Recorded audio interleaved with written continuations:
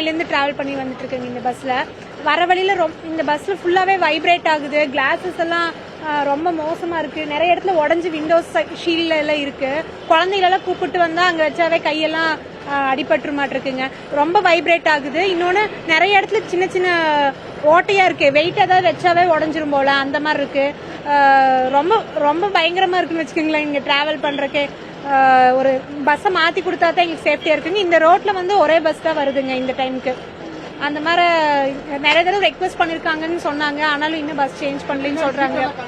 ஆமாங்க, சீட்ஸும் கலந்துருக்கு. நிறைய இடத்துல விண்டோஸ் கிளாஸஸும் கலந்துருக்குங்க. இந்த முன்னாடி இடத்துலலாம் கிளாஸ் விழுந்துரும்னு யாரும் உட்காரதே இல்லை இந்த சீட்ல. அந்த மாதிரி மோசமா தான் இருக்குங்க.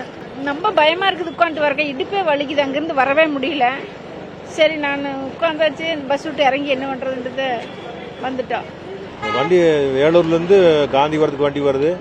வண்டி நல்லா வேலை செஞ்சு பழுது பார்த்து கொடுக்குமாறு கிளை மேலாளர்களுக்கும் ஜூனியர் இன்ஜினியர்களுக்கும் சிறந்த முறை மெக்கானிக்கர்களுக்கும் தாழ்மையுடன் வேண்டிக் கொள்கிறேன். நல்லபடியாக வண்டி வேலை செஞ்சு கிராமத்து மக்களுக்கு பணி செஞ்சு கொடுக்குமாறு கேள்வி வேண்டிக்கிறேன்.